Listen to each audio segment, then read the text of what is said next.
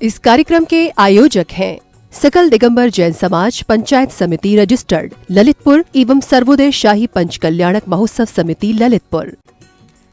जय जिनेंद्र दर्शकों, मैं शिफाली जैन और आप सभी का स्वागत है जिनवाड़ी चैनल के विशेष प्रसारण श्री 1008 मत जिनेंद्र त्रिकाल 24 नंदीश्वर सहस्त्रकोट रजतमयी 24 जिनबिंब के ऐतिहासिक पंच कल्याणक प्रतिष्ठा गजरथाधिक एकादश रथ महोत्सव एवं विश्व शांति महायज्ञ में 28 जनवरी से 5 फरवरी तक उत्तर प्रदेश की पावन धरा ललितपुर में चलने वाले इस ऐतिहासिक पंच कल्याणक में भक्तों को परम पूज्य आचार्य श्री विद्यासागर जी महाराज का आशीर्वाद एवं परम पूज्य निर्यापक श्रमण मुनि पुंगव श्री सुधा सागर जी महाराज सत्संग का सानिध्य प्राप्त हो रहा है, जिसके अंतर्गत आज प्रभु के भव्य समवचरण की रचना की गई है, जहां भगवान के विराजमान होने पर दिव्य ध्वनि खिलेगी। आइए दर्शकों, विशेष प्रसारण के माध्यम से हम भी सम्मिलित होते हैं इस महोत्सव में। ये शाही महामहोत्सव शाही पंच कल्याणक आज इस विशाल धर्म प्रभावना महती धर्म प्रभावों के साथ आपके सन्मुख है। मुझे इसमें ज्यादा कहने की जरूरत नहीं, आप खुद देख रहे हैं लगातार 4-5-9 दिन से ये पंडाल अपने आप में छोटा पड़ रहा है। ये अपने आप में इस शाही महापंच कल्याणक की महती प्रभावना दर्शाता है। हमारे बीच में पूज्य गुरुदेव के अनन्य भक्त और शिष्यगण हमारे बीच में पधारे हैं।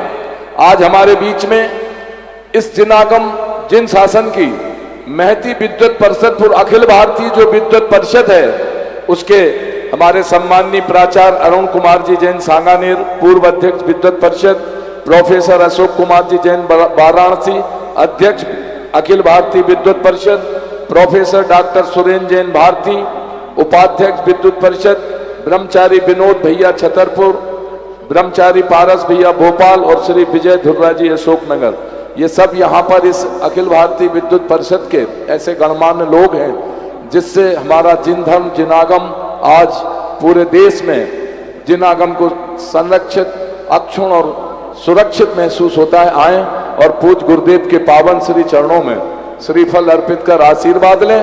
और इसी के साथ ही हमारे इस महामहोत्सव के स्वागत करता जो भी यहाँ पर उपस्थित हों, आदरणीय हमारे श्री दाऊ शीलचंद अनोरा, श्री नरेंद्र जी कड़ंकी और सर्वोदय समिति के सभी जो इस प्रमुख पात्र हैं जो इस महापंच कल्याणक के, आए और सभी का माल्यार्पण कर सम्मान करें। ऋषभ भैया जी सागर भी इसमें बीच में हैं। हमारे बीच में श्री ऋषभ भैया जी जो पूज्य मुनिवर सुधा सागर जी महाराज के गृहस्थ जीवन के भाई हैं, वो भी आए, श्रीफल चढ़ाएं और उनका माल्यार्पण कर सम्मान करें। कृपया एक एक करके एक एक माला सभी को हो जाए, कोई रह ना जाए। शीघ्रता से आ जाएं।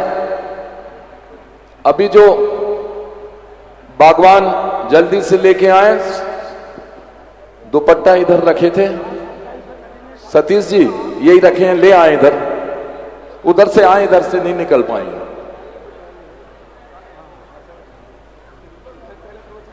बुलाते एक मिनट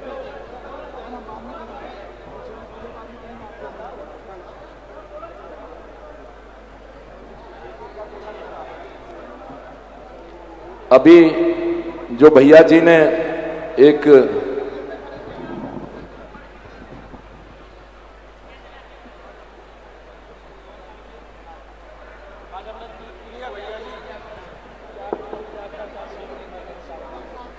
श्री रवि रतन, श्रीमती राजुल रतनचंद, श्रीमती कल्पना, रजनीश मून, बजाज परिवार, मड़ावरा वाले किसान मित्र, आप अपने आकर के वस्त्र यहां से ले लें। अभी आपने जो बोली के माध्यम से वस्त्र लिए हैं,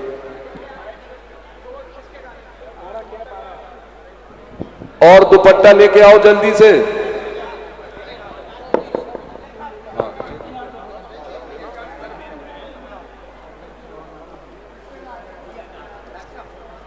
पहनाओ सबको एक एक माला, उधर ले जाओ। आओ, वो है उधर।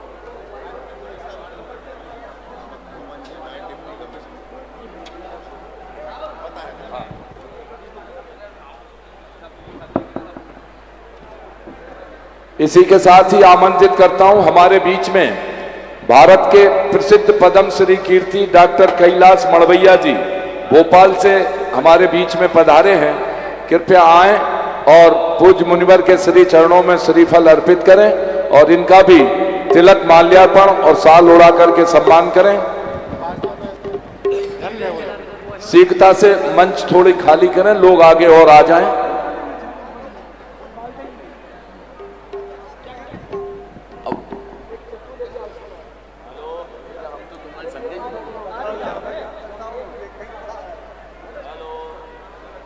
अब इसी के साथ ही आमंत्रित कर रहे हैं श्री मड़वैया जी आए, हमारे सतीश जी लेके आए, जल्दी से श्रीफल दे दें।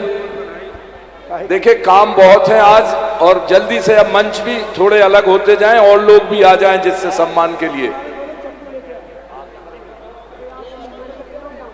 हमारे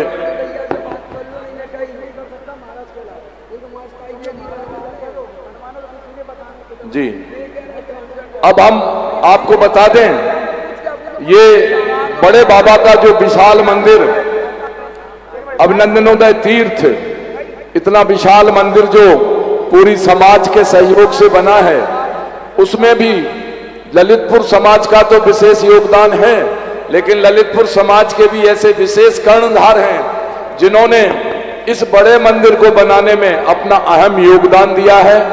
आज वो ऐसे दानवीर हमारे बीच में पधारे हैं। हमारे सम्माननीय श्री अरुण कुमार जी सराफ के सुपुत्र अरविंद सराफ जी के सुपुत्र अरविंद सराफ जी के सुपुत्र श्रीमान अंकित जी सराफ, अर्पित जी सराफ हमारे बीच में हैं, जिन्होंने गुरुदेव के ऐसे असीम प्रोजेक्ट भगवान महावीर नेत्र चिकित्सालय को इतनी ऊंचाइयां दी, उसका भवन नीचे से ऊपर तक बनाने का 500 कलश की राशि से जिन्होंने सौभाग्य हासिल किया। ये तो हो गया जन जन की सेवा और गुरुदेव की प्रेरणा। इसके साथ जो उन्होंने, सामने तो आ जाएं आप लोग, ये खाली कर दे, थोड़ा सा पीछे हो जाओ, आओ जरा रुक जाओ, बोलने तो दो, कब सम्मान करना है पहले से ही पहना दो। पता नहीं जिसको बुलाएं वो पहना है माला और कोई नहीं पहना है। जिन्होंने इस महामहोत्सव आज जो हो रहा है, बड़े बाबा का मंदिर, जिसमें जितना भी लागत आई उसे बनाने में, ऐसे हर्षित मन से इनने गुरु चरणों में अपना समर्पण दिखाया। 1200 कलश की राशि से, एक कलश दो कलश नहीं, 1200 कलश, 1200 कलश की राशि से उस बड़े बाबा का मंदिर बनाने का सौभाग्य हासिल किया। एक बार जोरदार तालियां, पूरा सदन गूंज जाए। ऐसे भी दानवीर, और इस बात का फक्र होना चाहिए, ये हमारे ललितपुर के हैं, हमारे अरविंद सराफ जी के सुपुत्र हैं। और आज हमारे पंचायत के जो पूर्व महामंत्री भी थे सराफ जी, उनके परिवार से आप हैं। ऐसे होनहार युवकों को श्री कुंदन लाल जी सराफ जी के नाती आप हैं, जिनका नाम इस ललितपुर में चलता था। वास्तव में हम सबको उनकी सेवा का ये फल, ऐसे होनहार दानवीर कर्ण हमारे बीच में पड़े। हम आमंत्रित करते हैं हमारे सौधर्म श्री स्वतंत्र जी मोदी को, वो आए और इनका माल्यार्पण कर सम्मान करें, साल उड़ा करके। और इसी के साथ ही आमंत्रित करते हैं हमारे डॉक्टर अक्षय जी तड़ैया, जो महामंत्री हैं पंचायत समिति के, उनके साथ जो भी पंचायत समिति के पदाधिकारी हों, सबको लेके आए, राजा सोम, साल उड़ा करके सम्मान करें। हमारे राजा सोम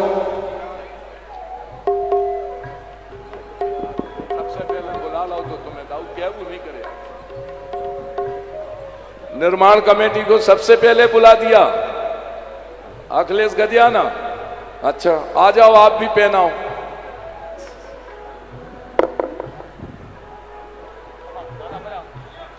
और हमारे बीच में एक और श्रीमान IAS पवन जैन, असिस्टेंट कमिश्नर सागर, 100 परिवार यहाँ पधारे हैं, उनका भी जोरदार तालियों से स्वागत करें। आए और गुरुवर के श्री चरणों में श्रीफल अर्पित कर आशीर्वाद लें। बिना किसी व्यवधान के, मैंने बहुत व्यवधान बना हूं, क्षमा चाहता हूं। सीधे माई गुरुवर के चरणों में और भैया जी के चरणों में। चलिए बाकी सब लोग बैठ जाएं। जी बंधुओं, ये संत जहां जाते हैं उनका इतिहास आपको पता है। ये जो विश्व के इतिहास में शाही पंचगणा का आप देख रहे हैं वो सिर्फ इनकी ही देन है। कमेटी का सहयोग कहो, हमारा सहयोग कहो, कार्यकर्ताओं का सहयोग है, सब कुछ नहीं, सिर्फ चमत्कार है। तो इनके आशीर्वाद का चमत्कार है जो यहाँ पर विशाल मंडप में जनता भरी हुई है। दूसरी बात, आज भगवान का केवल ज्ञान कलक हुआ है। केवल ज्ञान कलक के समोसण यहाँ पर लग चुका है। क्या आप बता सकते हो समोसण में कितनी दिशा में भगवान विराजमान होते हैं? बताइए। एक सेकंड, हमारे बीच में doctor KM Gangwal, MD consultant physician Bhopal से आए हैं। आए और श्रीफल अर्पित करें। पूना से आए हैं। अच्छा, लीजिए। तभी वहां से कुछ देव और देवियां समोसण पहुंचते हैं। हमारे पास समय कम है, दोनों का विचार चलाएंगे। जैसे ही समोसण में भगवान विराजे तो केवल ज्ञान होता है, वहां पर 4 अनुगाओं के देव और देवी आते हैं।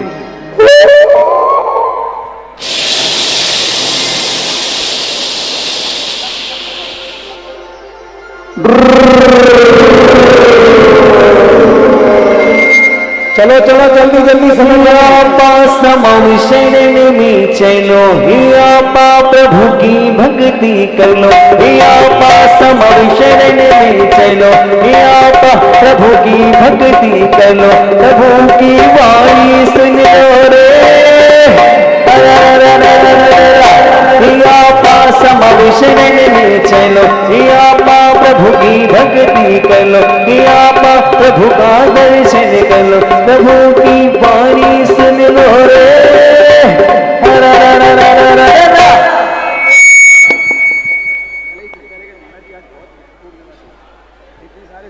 भगवान आपकी जय हो।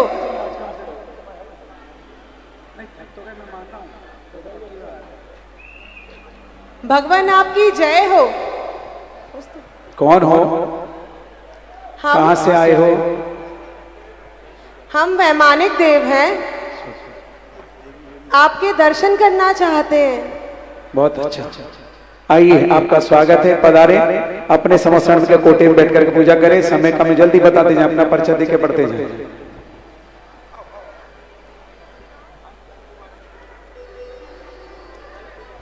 हम कल्पवासी देव हैं। आपके साथ हमारी देवी हैं। अच्छा, क्या करना चाहते हैं? हम आपकी पूजा करना चाहते हैं। ऊधम तो नहीं करोगे? नहीं। पक्का? जी। चलिए जाइए, अपने कोटे में बैठ करके पूजा करिए।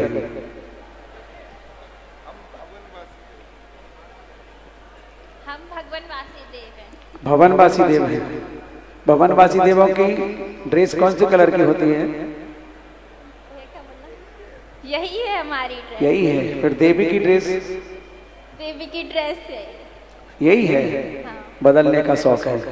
चलिए, क्या चाहते हैं? आपकी पूजन करना। जाइए, समोसण में स्थान ग्रहण करिए। ओ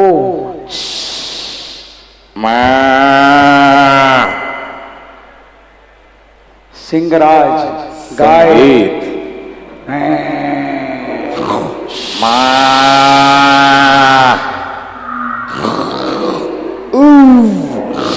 हेलो हेलो।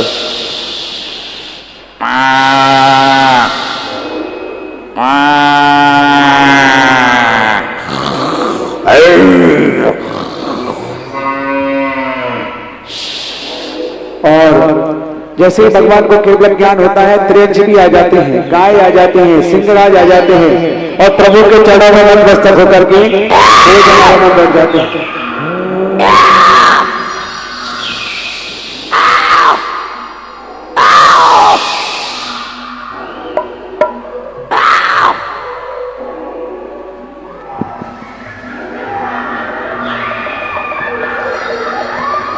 हो चला चला रे चला चला रे समोसे रे होले होले होले होले प्रभु जी की भक्ति में मन डोले प्रभु जी की भक्ति में मन डोले। आप ये कौन है? मैं वो हूँ व्यंतर जी, मेरे दोनों हाथ नहीं है। मैंने पिछले जन्म में जब कोई मंदिर बना रहा था उस मंदिर की ईंट तोड़ी थी तो मेरे हाथ नहीं भूत के भूत बन गए, हाथ के हाथ चले गए। सुनो, तुम्हारे हाथ मिल सकते हैं। कैसे? अगर तुम भगवान के स्मरण में जाकर के उन्हें नमस्कार करोगे तो तुम्हें प्रभु के दरबार में सब कुछ अर्जित हो सकता है। नमस्कार तो तब करूंगा, पहले हाथ तो दिलवाओ। अरे तुम लेटो तो सही, अपने आप हाथ आ जाएंगे तुम्हारे। ठीक है, आपकी जय हो। आगे हम काले हैं तो क्या हुआ दिल वाले हैं, हम काले हैं तो क्या हुआ दिल वाले हैं, हम तेरे तेरे तेरे चाहने वाले हैं, हम काले हैं तो क्या हुआ दिल वाले हैं, हम काले हैं तो क्या हुआ दिल वाले हैं। सुनो जी। ओ भाई, हाँ। इस पांडाल में जो अशुद्धि फैलाता है तुम उनकी व्यवस्था स्वयं बनाओ। मैं ठीक है, उन्हें ले जाऊंगा अपने घर, उनसे चने की रोटी बनवाऊंगा। जो पानी पिएगा जूता मोजा पहन कर आएगा वो मेरे जैसा बन जाएगा। और कैमरे वाले तुम मेरी वीडियो HD क्वालिटी में बनाना, नहीं तो मैं तुम्हारी वीडियो डाउनलोड कर दूंगा। हम काले हैं तो क्या हुआ दिल वाले हैं, हम काले हैं तो क्या हुआ दिल वाले हैं। जाओ भगवान की भक्ति करो। ये भगवान का शासन ऐसा है, लूनों को हाथ मिल जाते हैं, जिनके पैर नहीं उनके पैर आ जाते हैं, जिनको बोलना नहीं आता उनकी आवाज आती है, अंधों को आंखें मिल जाती है, सुनना ना सुनने वालों को सुनाई देने लगता है, और जिनके हाथ पैर नहीं उनके हाथ आ जाते हैं। प्रत्यक्ष उदाहरण आपने देख लिया। बोलिए प्रभु के संवत्सरण की जय। अब हम पूज महाराज का समय अधिक नहीं लेंगे क्योंकि महाराज की मंगल देशना आज सुबह हम लोग नहीं सुन पाए, आज हमें मौका मिला है।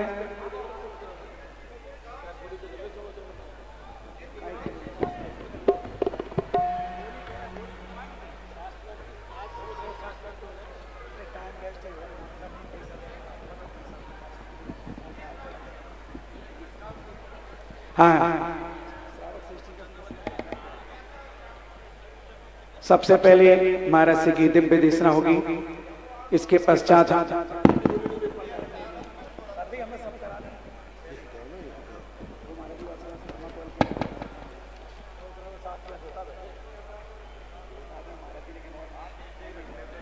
चलिए कौन सा भाग्यशाली होगा जो समोसण पराजित मुनिवर के कर कमलों में मां जिनवाणी प्रसिद्ध करेगा। मात्र धोती दुपट्टे वाले ही जा सकते हैं, दूसरे नहीं जा पाएंगे। नीचे उतार कर नीचे वाली मंजिल में संभल के।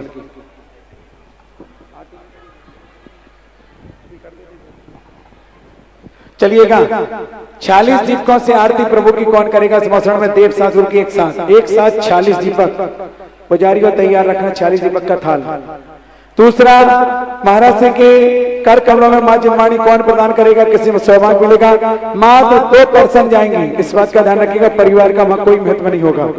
चलिए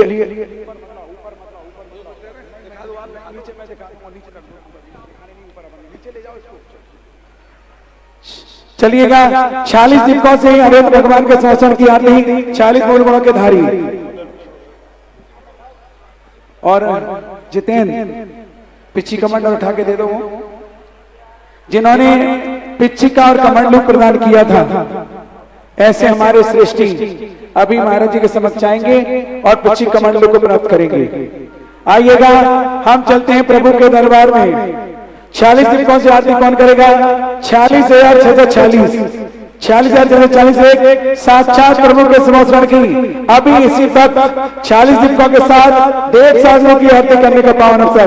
46,640 एक, 46,640 दो, 46,640 सवा दो, 46,640 ढाई, 46,640 पौने तीन और 46,640 रुपया एक दो।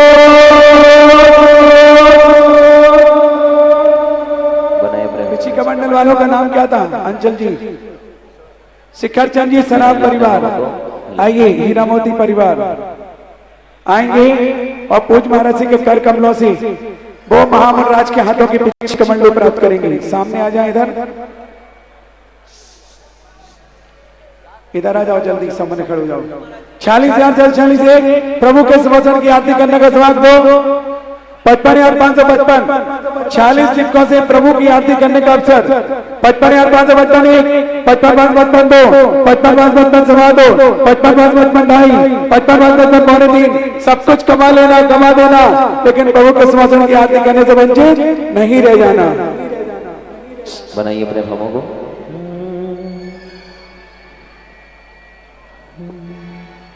लेके दीपों की थाली मन में जोत जलाली, मैं तो आरती उतारूं विराजी। तू जो दे सहारा सुख जीवन का सारा, तेरे चरणों पे वारू विराजी।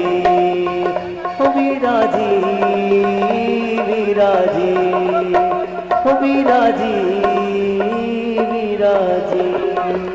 लेके दीपों की थाली मन में जोत जलाली, मैं तो आरती उतारूं विराजी।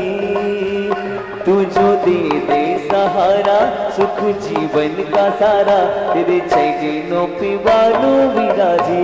चलिए 55,555 55,555 समा दो, 55,555 ढाई। अरे भगवान के 7 संवत्सर की आरती, देव सालों की आरती करने का अवसर। 55,555 1 2 समा दो, ढाई पौने 3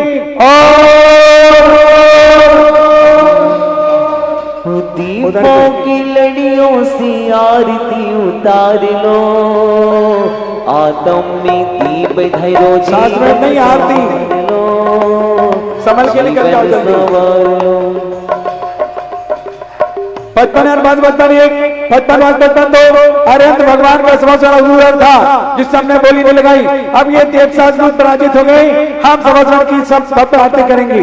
55,555 1 2 सवा दो, ढाई पौने 3।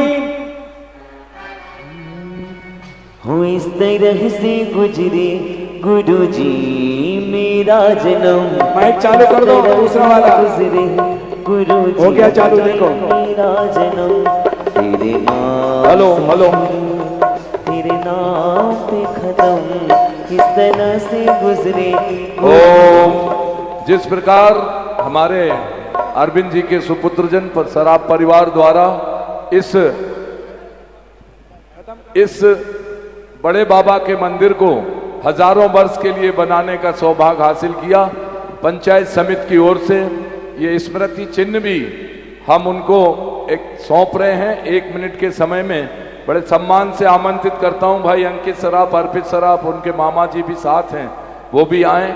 और हमारे अभिनंदनोदय तीर्थ के प्रबंधक इस महामहोत्सव के माता पिता बनने का सौभाग्य हासिल किया, हमारे श्रीमान राजेंद्र जी थनवारा, अखिलेश जी गदियाना और पंचायत समिति के शिक्षा मंत्री द्वय आ जाएं और ये स्मृति चिन्ह हमारे महामंत्री के साथ इनको समर्पित करें। आ जाएं। हाँ अंचल जी 1 सेकंड रुकना। द्वितीय प्रबंधक को और बुला लो। हाँ श्रीमान हमारे प्रबंधक पंकज जी पार्षद जी, कुबेर महायज्ञ श्रावक सृष्टि श्रावक श्रोमणी, ये भी आ जाएं, भेंट कराएं। विधि यज्ञ भी आ जाओ, आ जाओ आ जाओ आ जाओ। सौधर्मेंद्र कुबेर महायज्ञ आदि सभी पात्र मिलकर के कर देंगे। हाँ सारे बड़े पात्र मिलकर के सम्मानित करें। गुरुदेव तुम्हारे खाते में नाम हमारा लिख देना। गुरुदेव तुम्हारे खाते में नाम हमारा लिख लेना। चरण चाकरी दे देना। चलिएगा आरती की बोली बंद में खत्म कर रहा हूँ, समय नहीं है मेरे पास। 55,555 1 2 सवा दो, ढाई पौने 3 और ये चलिएगा, नाम दें और आरती करने आ जाए फटाफट जिसको भी आना। बाकी बोली में कैंसिल कर रहा हूँ, सास भेंट आदि की बोली नहीं कर रहे हैं, अरे समय नहीं है और लोग बोली में टाइम लगाते हैं। श्रेयांश कुमार जी, घेला परिवार, अशोकनगर। रविवार मंडल संयोजक, देशोदय तीर्थ क्षेत्र, थोपवन जी कमेटी के आ जाए, प्रभु की आरती करें। और जिन्हें शास्त्र भेंट करना है, चलिए नहीं कर रहे, कल करेंगे, कल करेंगे। पूज्य महाराज के चरणों में आरती के लिए निवेदन कर रहा हूँ, हो जाए श्रावक जल्दी, घेला भाई जल्दी आ जाए, समय का मैं दौड़ के जहां भी हूँ। जिनकी वहां आरती की बोली है वे पहुंच जाए शीघ्रता से। चलिए 1,11,000 में सांस भेंट करने के लिए जोरदार तालियां। आ रहे हमारे राजा सोम, जोरदार ताली के साथ अनुमोदन करें।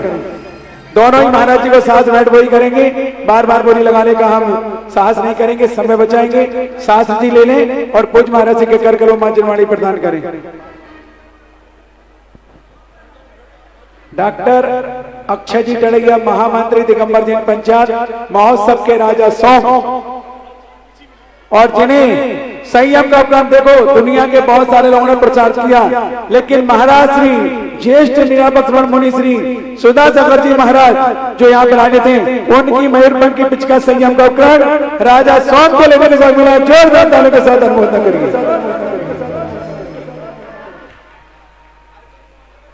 पैंट शर्ट वाले ऊपर नहीं आ सकते ना, आगे पीछे का ज्ञान लगाओ।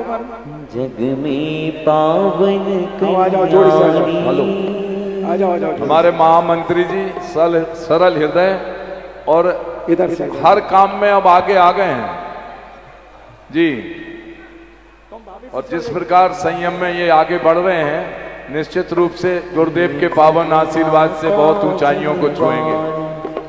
गुरुदेव के मुख से। हाँ, एक काम करो, रुको रुको, सुनो सुनो, आगे से कर देंगे सांस भेंट। अभी जैसे कमंडल दिया था ना, हमारी ये अंकित भाई और अर्पित कुमार, अंकित कुमार, अर्पित कुमार सराफ ये परिवार भी सांस भेंट करना चाहते हैं, सामने से भेंट कर देंगे, जहाँ से पीछे कमंडल प्रदान किया था। इधर आ जाए आगे, इस तरफ से आ जाओ। मुख से निकली, सामने से लो, ये पकड़ो। अरे आप इधर से करा दो तो जल्दी से। वो जिन आगम की वाणी, जग में पावन कल्याणी, केवल माता जिनवानी। जिनवानी जग मैया, जन्म दुख मेट दो, जन्म दुख मेट दो, मरण दुख मेट दो। जिनवानी जग मैया, जन्म दुख मेट दो।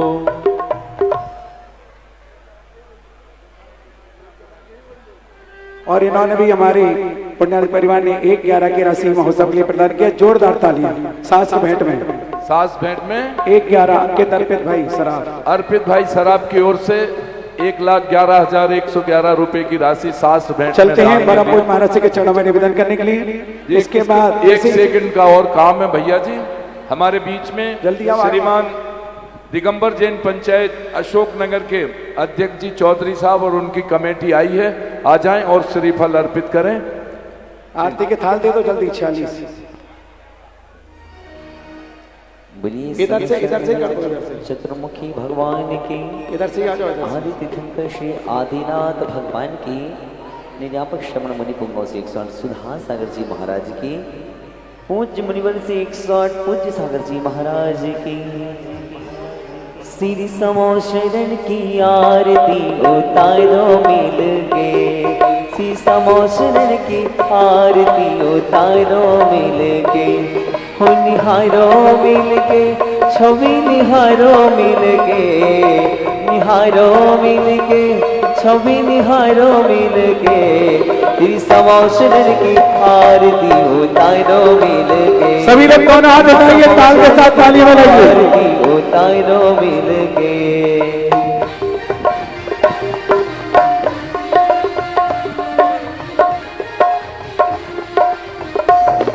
जय हो।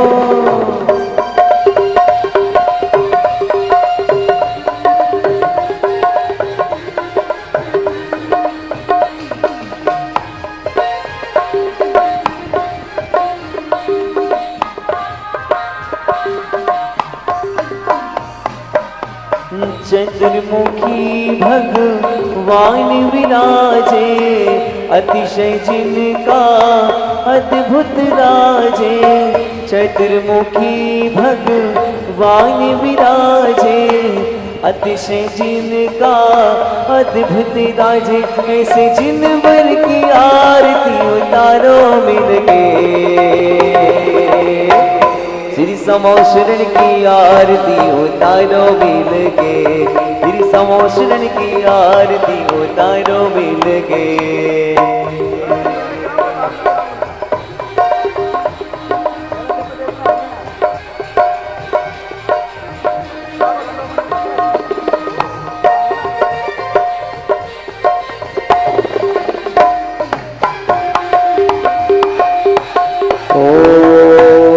चलिए पूज्य महाराज के चरणों में आपकी ओर से, अपनी ओर से, सारे जन समुदाय की ओर से, स्वर्गवासी देवी देवताओं की ओर से 12 बार नमन नमस्तों के साथ प्रार्थना करता हूँ।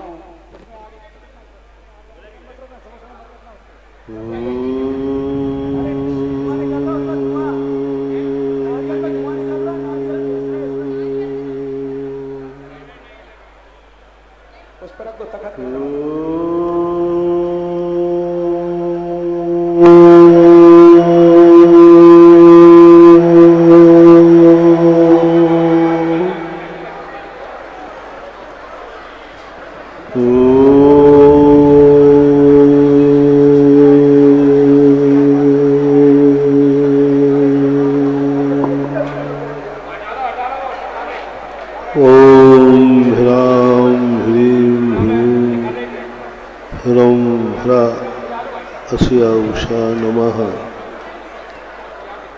संपूर्ण 6 द्रव्यों की समष्टि से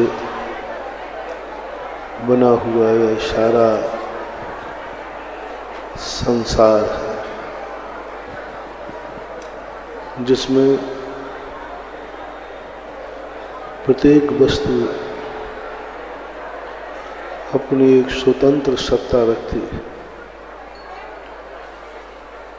और वह स्वतंत्र सत्ता किसी के द्वारा गुलामियत के छुटकारे से नहीं मिली। यह सृष्टि कभी गुलाम थी, बाद में आजाद हुई है, सो बात नहीं। अनादि अनधन रूप से प्रत्येक वस्तु का एक द्रव्यत्व गुण, एक वस्तित्व गुण, एक अस्तित्व गुण, एक नास्तित्व गुण, प्रदेशत्व गुण, प्रमेयत्व गुण, अगुण लघु गुण, मूर्त और अमूर्त, चेतन और अचेतन, इस प्रकार से इन गुणों की सिद्धि द्रव्य के साथ त्रिकालिक सत्ता लेकर के विद्यमान है। न इसका कोई हर्ता है, न कोई इसका उत्पादक है। त्रिकाली सत्ता अपने आप में एक ऐसे त्रियक सामान्य का संकेत करती है जो इतनी व्यापक होती है कि एक महासत्ता का रूप धारण कर लेती है। साधक जब वेद रेखाओं से ऊब जाता है, भेद करते करते थक जाता है, तब वह महासत्ता में जाके विराम करता है, विश्राम करता है। मोक्ष में जाने के पूर्व व्यक्ति को एक ऐसी त्रिकालिक महासत्ता का ध्यान करना पड़ता है, उसी महासत्ता का ज्ञान करना पड़ता है और उसी महासत्ता की अलौकिक गहराइयों में डूब जाता है। जब व्यक्ति जीव अजीब से भी ऊपर उठ जाए, संसार और मोक्ष की भेद रेखाएं भी समाप्त हो जाएं, अच्छे और बुराइयों को जो समाप्त कर दे, मात गायक स्वरूपी बन जाता है। मात जाननहारा देखनहारा बन जाता है। उसकी अनुभूति पुण्य और पाप से भी ऊपर उठ जाती है। न दुनिया में उनको पुण्य और पाप की कोई परिणति नहीं आती, अच्छे और बुरे का कुछ भी नहीं आता। यहाँ तक कि जड़ चेतन का भी भेद खत्म हो जाता है। आपा और पर का भी भेद खत्म हो जाता है। मात्र एक साक्षी भूत रह जाते हैं। ऐसी साक्षी भूत दशा जहां प्रमाण नए निक्षेप को न उद्योत में अनुभव विखे। जिन प्रमाण और नयों के माध्यम से इस जीव ने मिथ्यात्व का नाश किया था, जिसके माध्यम से इसने सम्यक ज्ञान प्राप्त किया था, प्रमाण नए रधिगमः, जिन साधनों के माध्यम से दुनिया का स्वरूप समझा, जाना, सम्यक ज्ञान को प्राप्त हुआ, शुद्ध केवली बना, उसी को जब एक दशा ऐसी आई कि प्रमाण और नर निक्षेप उद्योत अनुभव से बाहर हो गए, जिनको पाने के लिए व्यक्ति तरसता था, अनादिकाल से भ्रमण करता हुआ व्यक्ति को दुनिया में रहता है, दुनिया को जानता है, समझता है, लेकिन प्रमाण नय का उनका आलम्बन नहीं लेता। और प्रमाण नयों का आलम्बन मिलना दुर्लभतम दुर्लभ है। बोधि दुर्लभ भावना में सम्यक ज्ञान की प्राप्ति होना बहुत दुर्लभ है। और सम्यक ज्ञान की प्राप्ति का अर्थ वह है, मिथ्या दृष्टि भी सृष्टि को सृष्टि के रूप में ही जानता है, पुद्गल को पुद्गल मानता है, जीव को जीव मानता है, लेकिन प्रमाण और नयों से निरपेक्ष जानने के कारण से वह मिथ्या दृष्टि है। ऐसी अलौकिक संपदा जिसको प्राप्त हुई, प्रारंभ में कोई भी व्यक्ति का कितना भी ज्ञान सच्चा क्यों ना हो, लेकिन वह नय विहीन है तो वह मिथ्या ज्ञान है। यदि आत्मा के शुद्ध स्वरूप को भी जानता है, आत्मा के वो टंकोत्कीर्ण परिणति को भी जानता है, लेकिन नय विहीन ज्ञान मिथ्या है। वह इस संसार की नश्वरता को जानता है, संसार के इस छद्मस्त रूप को भी जानता है, इस संसार को वो माया भी जानता है, इस संसार को वो झूठा मानता है, परम वैराग्य को प्राप्त है, तो भी नय विहीन होने से मिथ्या दृष्टि है। क्षणिकवादी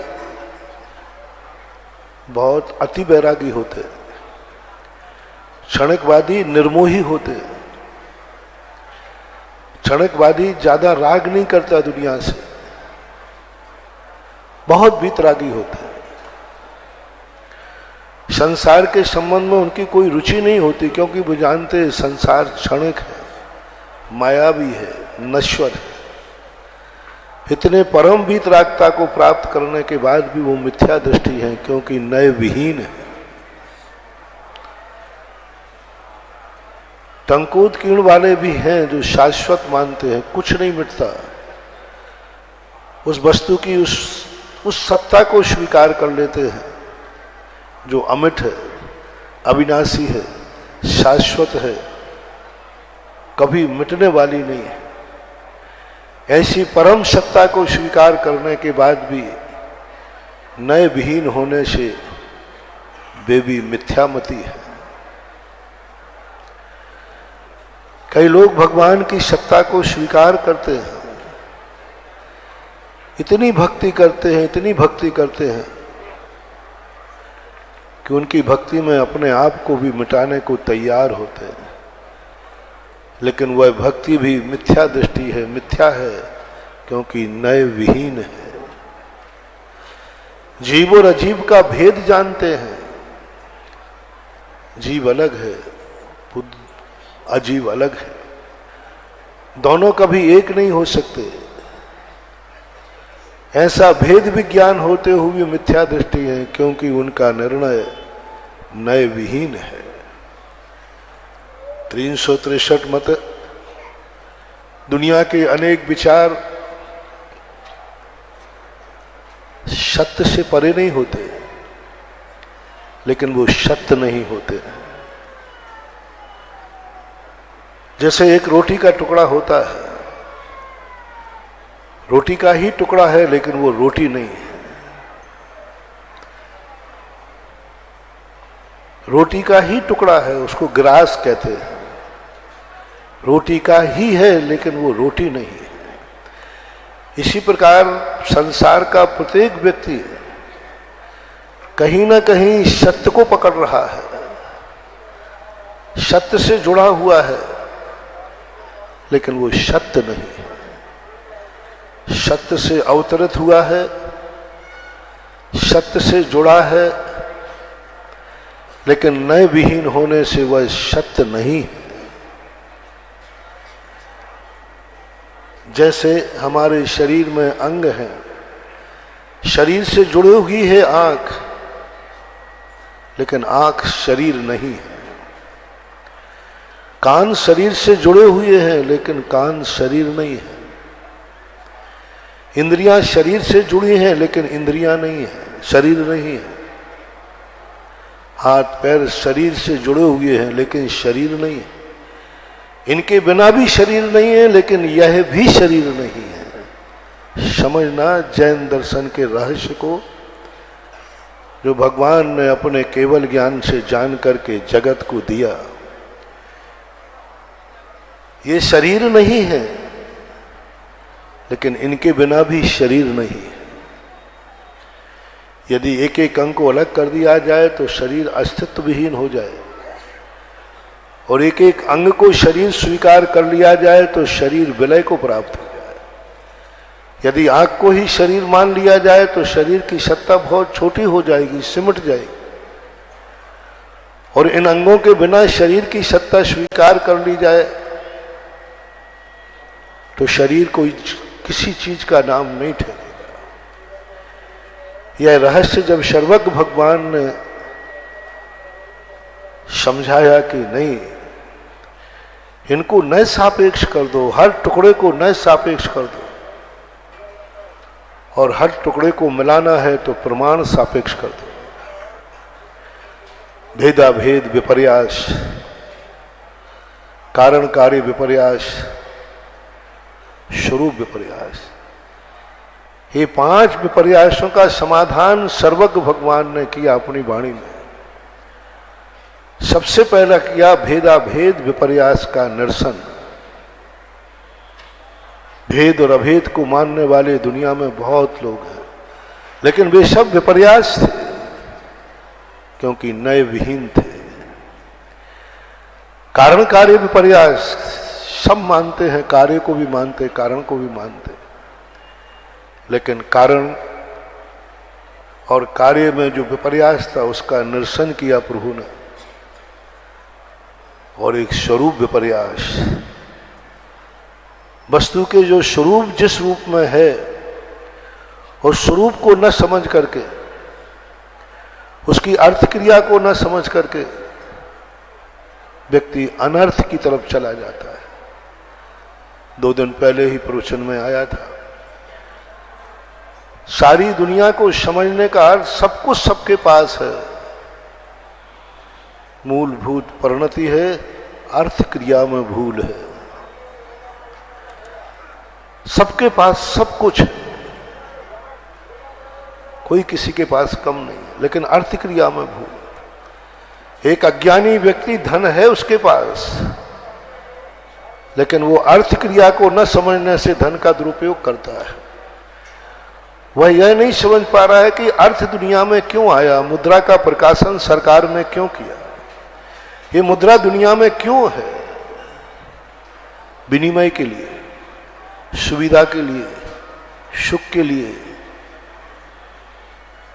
तुम्हारे जीवन को सुखी बनाने के लिए, इस अर्थ क्रिया का स्वरूप न समझने से उसी धन से वो अनर्थ कर लेता है। वो भूल जाता है कि माचिस की काड़ी दीप जलाने के लिए किया गया है, लेकिन विपर्यास आ गया, वो माचिस की काड़ी से आग लगा देता है। अर्थ क्रिया भूल गया, स्वरूप विपर्यास चला गया, स्वरूप विपर्यास हो गया। क्योंकि जब भी माचिस की काड़ी का निर्माण हुआ था, बनाने वाले ने अर्थ क्रिया रखी थी, इससे दीप जलेंगे, अंधेरा दूर होगा, लोग प्रकाश पाएंगे। से अज्ञानी मन चले ने उसी दीपक की, उसी माचिस की काड़ी से आग लगा दी। एक चाकू का निर्माण हुआ था सब्जी काटने के लिए, किसी ने किसी का मर्डर कर दिया, खुद की नाक काट ली, किसी को जीवन खत्म कर दिया। अर्थ क्रिया विपर्यास हो गया, प्रयोजन से रहित हो गया। एक प्रयोजन होता है साक्षात, जिस निर्माता के समय निर्माता निश्चित करता है। ऐसा ही प्रत्येक द्रव्य, भगवान की अर्थ क्रिया क्या थी, भक्ति की अर्थ क्रिया क्या थी? भक्ति की अर्थ क्रिया थी, भक्ति इसलिए बनाई थी कि तुम भगवान की भक्ति करके भगवान बन जाओ। लोगों ने इस अर्थ क्रिया का दुरुपयोग किया। रावण जैसे व्यक्ति ने भक्ति करके धर्म का नाश किया, धर्मात्मा का नाश करने का भाव किया। अर्थ क्रिया थी कि भक्ति करके तुम भगवान बनो। उसने भक्ति करके वो दानव बन गया, राक्षस बन गया, पतन कर गया। भक्त बनकर भगवान बनो, वो भक्त से दानव बन गया। ये अर्थ क्रिया की भूल हो गई, प्रयोजन भूल गया। मुनिव्रत गायता मोक्ष मार्ग के लिए मुनिव्रत था। इतनी कठोर तपस्या करो, मुनिव्रत पालन करो, कर्मों का क्षय करो, मोक्ष को प्राप्त करो। अज्ञानी ने मुनिव्रत पालन किया, निर्दोष पालन किया, सुख लेस्या के साथ पालन किया, बड़ी लगन से पालन किया, कहीं भी दोष नहीं लगाए। लेकिन अर्थ क्रिया भूल गया। श्रद्धेदि, पत्येदि, रोचेदि, पुणो फासेदि, धम्मम भोग निमित्तम नातु कम्मक्षय निमित्तम। पूज्यवर कुंद कुंज स्वामी महाराज ने कहा, हे श्रमण, तू मुनिव्रत सही पाल रहा है, इसमें कोई गलती नहीं है। सच्चे मुनि भी ऐसे ही मुनिव्रत पालन करते हैं, तीर्थंकर भी ऐसा ही मुनिव्रत पालन करते हैं। मुनिव्रत में कहीं चूक नहीं है, चूक हो रही है अर्थ क्रिया में। मुनिव्रत का प्रयोजन तू भूल रहा है, मुनिव्रत का स्वरूप तू भूल रहा है। इसलिए जितने भी सम्यक क्रियाएं हैं सब करते हैं, सबके पास शक्ति है, सब अच्छा ही करना चाहते हैं, लेकिन हो बुरा रहा है। क्यों? हम कार्य स्वरूप, वस्तु स्वरूप, अर्थ क्रिया में कहीं ना कहीं भूल कर रहे हैं। मिथ्या दृष्टि और सम्यक दृष्टि की क्रियाओं में कोई अंतर नहीं होता, किंचित मात्र भी नहीं अंतर होता। अविरत सम्यक दृष्टि, असंयमी और मिथ्या दृष्टि में किंचित मात्र भी अंतर नहीं है। फर्क है, स्वरूप विपर्यास बैठा हुआ है और सम्यक दृष्टि स्वरूप को समझ के करता है। संसार कर रहा है लेकिन ये मेरा स्वरूप नहीं है, और मिथ्या दृष्टि कहता है इसके अलावा कोई स्वरूप नहीं, यही तो करना है। तो जब संसार जीवन को, संसार की ऊंचाइयां पाने को, संसार के विषय भोग पाने को जब व्यक्ति सम्यक क्रिया का प्रयोग करता है तो वह मिथ्या दृष्टि है। और इसी संसार की क्रियाओं को जो औषधि के समान प्रयोग करता है वह सम्यक दृष्टि है। और वह समझ लेता है कि ये मेरा स्वरूप नहीं है, ये मेरी मजबूरी है, ये मेरी कमजोरी है, ये करने योग्य नहीं है जो मैं कर रहा हूं, ये मेरी सबसे बड़ी भूल है। ऐसी तत्वदृष्टि प्रकट हो जाने से वह अविरत सम्यक दृष्टि हो जाता है। छोड़ा कुछ भी नहीं छोड़ा, मात्र एक तत्व दृष्टि प्राप्त हुई है।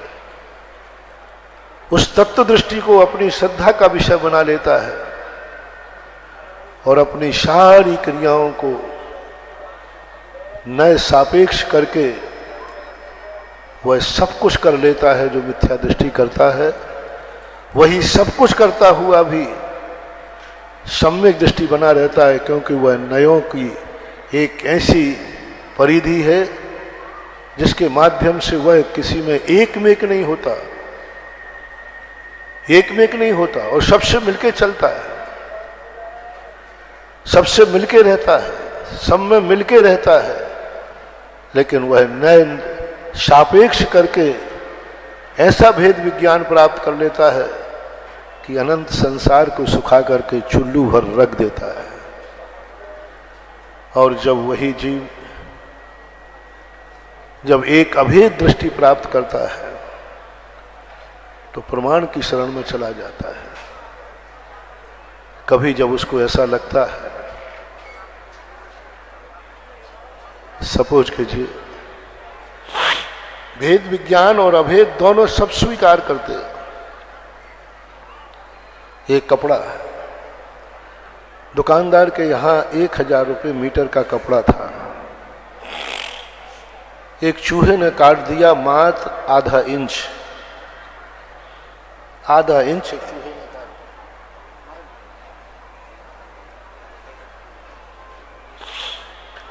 1000 रुपये का कपड़ा 250 रुपये पे आ गया। एक चूहे ने काट दिया।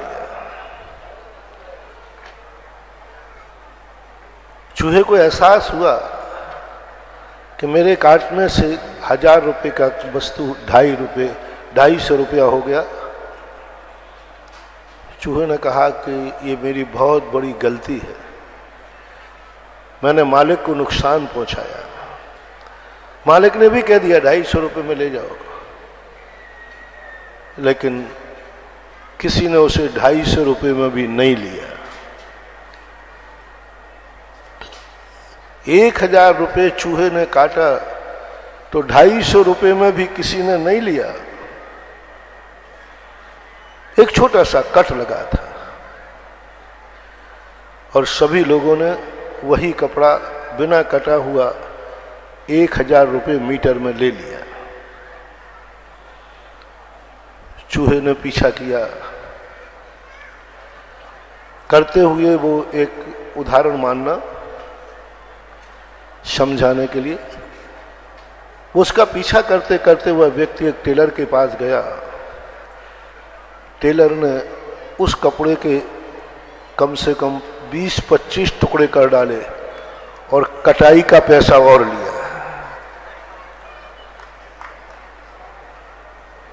और 250 रुपया काटने का ले लिया उसने।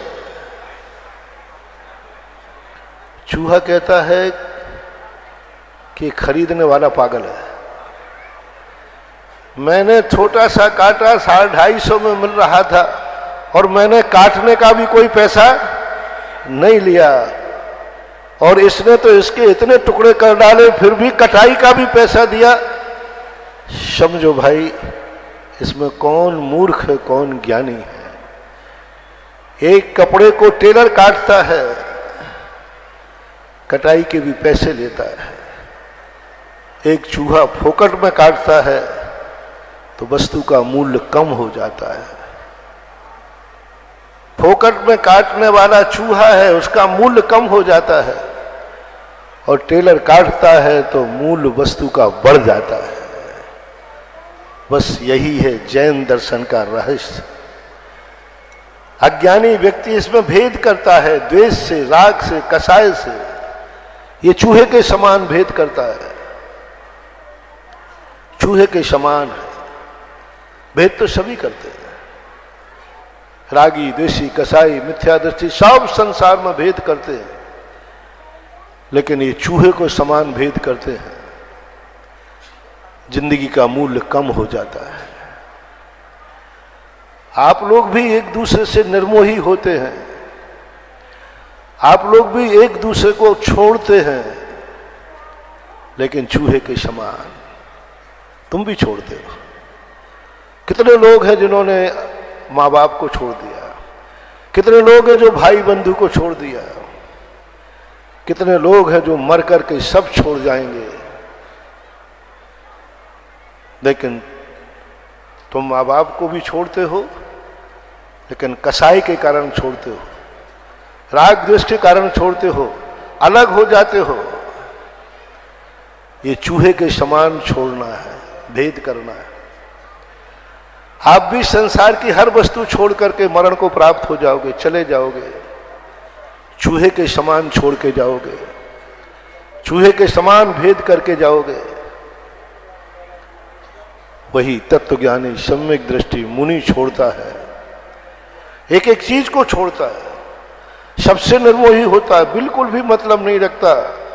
उसके जीवन के जितने लोग हैं वे मरे जिए कुछ भी हो, उसको कोई राग नहीं होता, लेकिन वो टेलर के समान छोड़ता है, वस्तु का मूल्य बढ़ जाता है।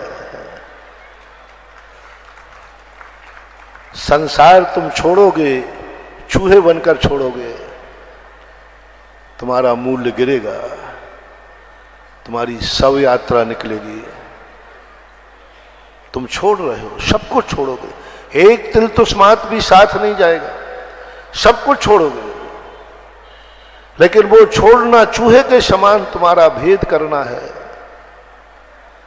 चूहे के समान कट करना है, तुम्हारी शव यात्रा निकाली जाती है।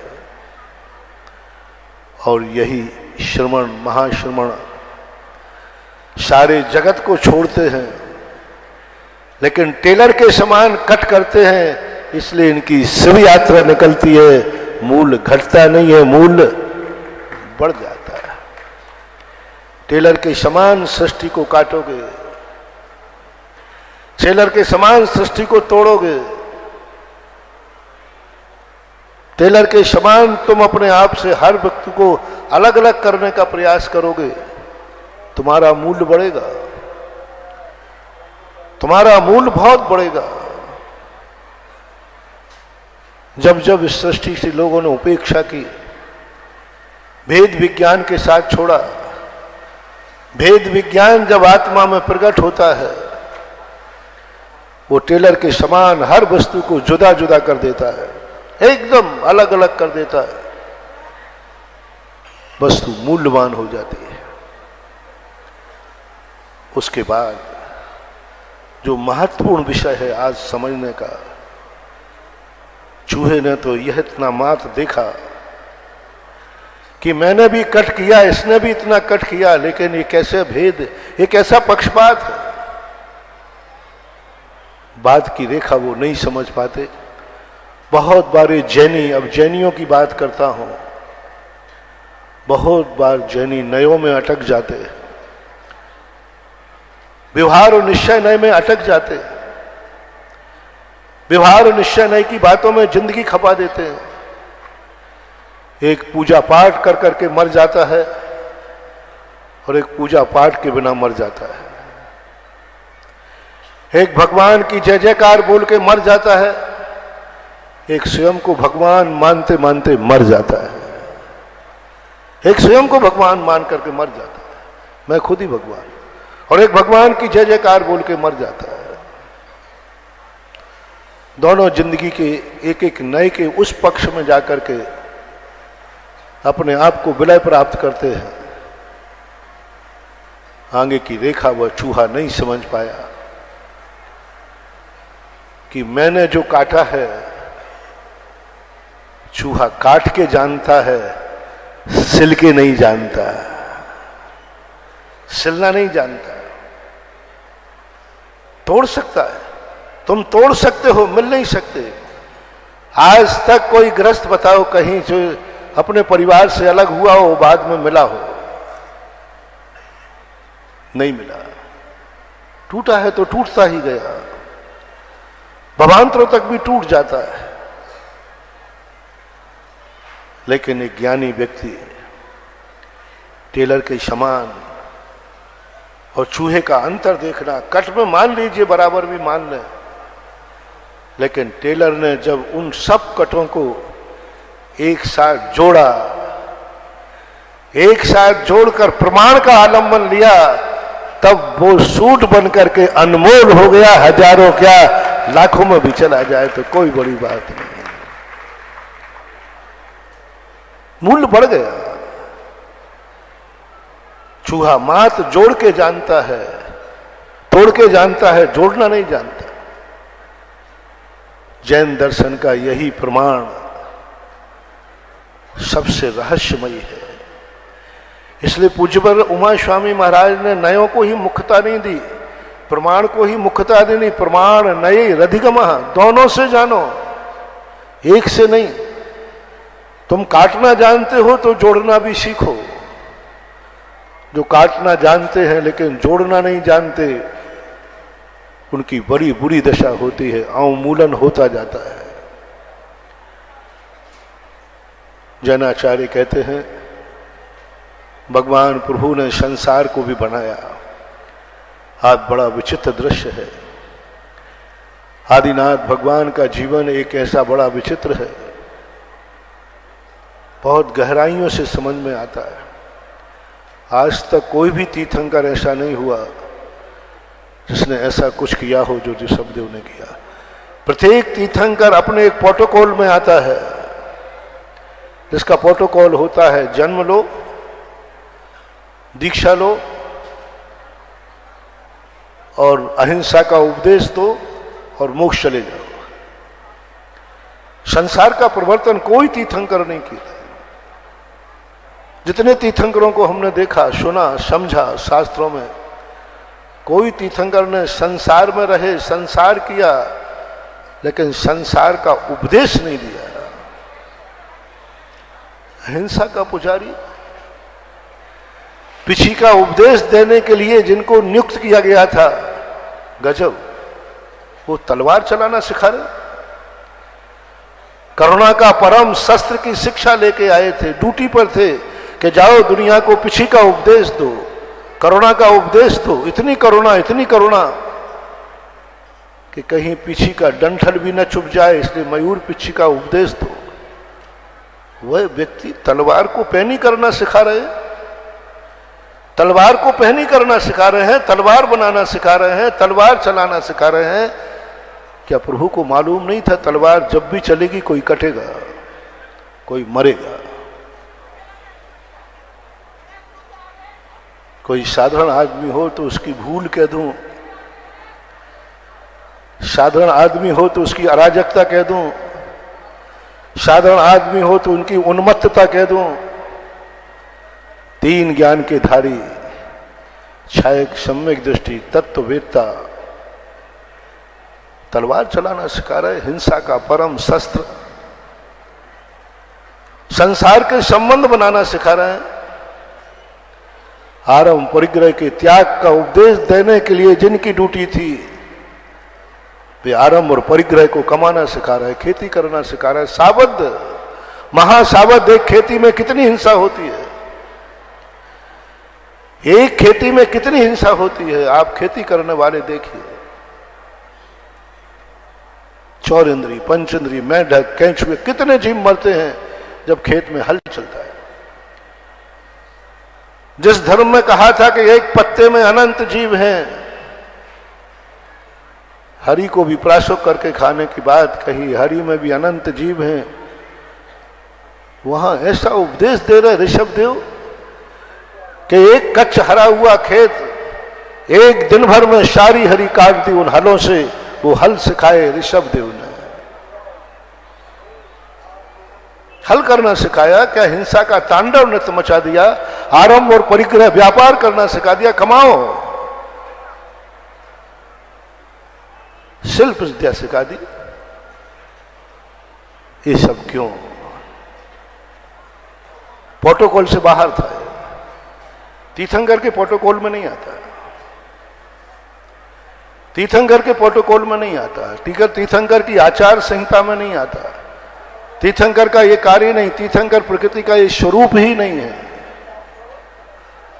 लेकिन ऋषभदेव ने इस प्रोटोकॉल के बाहर आके कार्य किया। बहुत बड़ी सोच थी। वही आरंभ परिग्रह वही तलवार अशी और मसी का उपदेश देने वाले प्रभु आज उपदेश दे रहे हैं, षट कर्म का त्याग करो। कल कहा था तुम करो, यही तुम्हें करना है। कुछ लाख पूर्व वर्ष बाद दीक्षा लेके आज केवल ज्ञान हुआ तो कह रहे हैं आरंभ और परिग्रह से अपनी आत्मा को दूर रखो, षट कर्मों से निरत हो जाओ, विरत हो जाओ, षट कर्मों को छोड़ो, षड आवश्यक को अपनाओ। ये दो, यह है एक कुशल टेलर का लक्षण, एक कुशल टेलर का लक्षण। पहले सारी दुनिया को आरंभ परिग्रह में फंसा दिया और बाद में कहते हैं अब छोड़ो इसको। यही सृष्टि का रहस्य है। इस सृष्टि में कुछ ऐसे कार्य हैं जो करना भी है और छोड़ना भी है। एक और छोटे से उदाहरण से शायद आप समझ जाएं। आप गाड़ी में बैठते, लोग कहते हैं जिस क्रिया को छोड़ना है उसको करना क्यों? निश्चयभाषी कहते हैं कि व्यवहार की क्रियाएं छोड़ना ही है, करना क्यों? व्रत छोड़ना ही है, करना क्यों?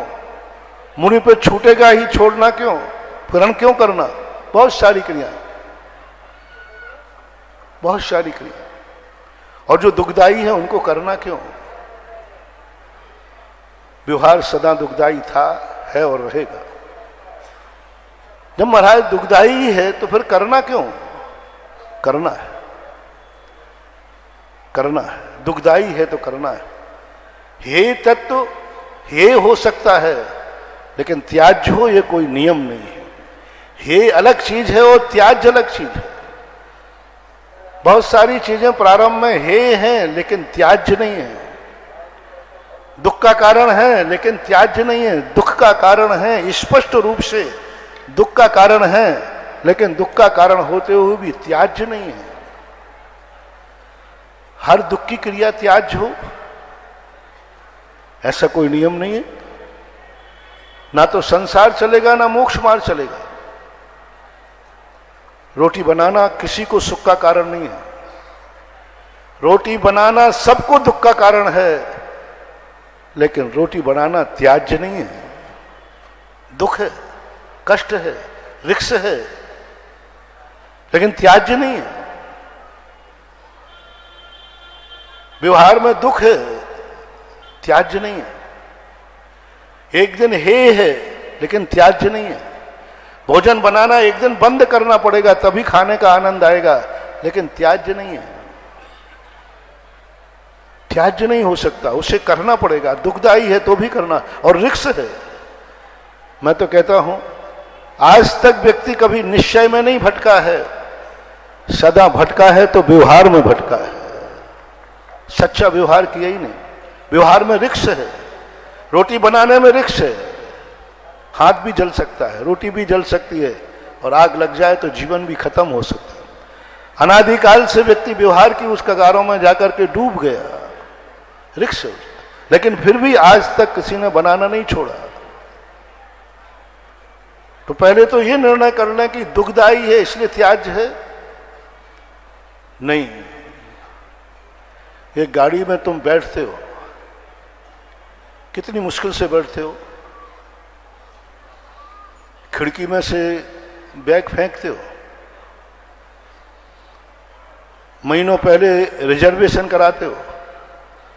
कितनी रिक्स के साथ खिड़की में से चलती गाड़ी में फेंकते हो। रिक्स हो जाए, हाथ पैर टूट जाए सीट पाने के लिए। और वही सीट जब पारसनाथ स्टेशन ईसरी पर पहुंचते हो तो स्टेशन के आने के पहले ही सीट छोड़ देते हो। ऐसे छोड़ते हो कि जैसे उस सीट से तुम्हारा कोई मतलब ही नहीं था। थोड़ा ग्रहण करने की बात सोचो, कैसे ग्रहण की थी। गाड़ी में बैठना भी है तो गाड़ी से उतरना भी है। कुछ क्रियाएं ऐसी हैं जिनको ग्रहण भी करना है और छोड़ना भी है। षट कर्म ग्रहण भी करना है आपको और छोड़ना भी है। छोड़ देता है। अब कोई अज्ञानी ये कहे, गाड़ी में स्टेशन पे यहीं पे बैठा बैठा ललितपुर स्टेशन पर मैं गाड़ी में शिखर जी जाना चाहता हूं, लेकिन बैठूंगा तो उतरूंगा नहीं, मैंने बैठने का टिकट लिया, उतरने का नहीं। बैठूंगा तो उतरूंगा नहीं और उतरना है तो उस गाड़ी में बैठूंगा नहीं। उसे ऐसी कौन सी गाड़ी आएगी? कोई गाड़ी नहीं। शिखर जी की वंदना कर ही नहीं सकता, वो लौट के आ जाए। यही हो रहा है कि व्यक्ति जिन क्रियाओं के संबंध में थोड़े बहुत लोग स्वाध्याय कर लेते हैं तो उनको यही बात आ जाती है, गाड़ी में बैठना है तो उतरना क्यों, उतरना है तो बैठना क्यों। उन अज्ञानियों को समझना चाहिए गाड़ी में बैठना भी है और गाड़ी से उतरना भी है। बस आज की तत्व दृष्टि ऋषभ देव ने यही कहा, तुम्हें सत्कर्म करना भी है और सत्कर्म छोड़ना भी है। करना भी दुखदाई है, आरंभ साबद्ध है, परिग्रह है, वंद के कारण है, पाप है। सत्कर्म पाप है, सत्कर्म साबद्ध है, सत्कर्म साबद्ध और परिग्रह से युक्त है। सत्कर्म कहीं पुण्य नहीं हो सकते। सत्कर्म करते समय कभी पुण्य का बंध नहीं होता, पाप का ही आश्रय होता है। और इनको शाबद्ध में जैनाचार्यों ने, इन्हीं ऋषभदेव प्रभु ने लिया, ये सत्कर्म शाबद्ध हैं। शाबद्ध का दूसरा नाम पाप है। इनको आरंभ में लिया, इनके फल को परिग्रह में लिया। सत्कर्म का फल परिग्रह है और परिग्रह सबको पाप है। और ऐसे परिग्रह रूपी पाप और शाबद्ध को करने का उपदेश प्रभु ने दिया, और जब दिया था तो आज छोड़ने का उपदेश क्यों दे रहे हैं? क्योंकि ये टेलर हैं, क्योंकि ये भेद विज्ञानी हैं, ये कारण विपर्यास से रहित हैं, ये कार्य विपर्यास से रहित हैं। संसार में जीना है तो कुछ पाप करना ही पड़ेगा। काजल की कोठरी में कैसे हूं सयानो जाए, पर लीक लागे पर लागे है। संसार में जीना है तो आरंभ परिग्रह करना पड़ेगा, और संसार से छूटना है तो आरंभ परिग्रह का त्याग करना पड़ेगा।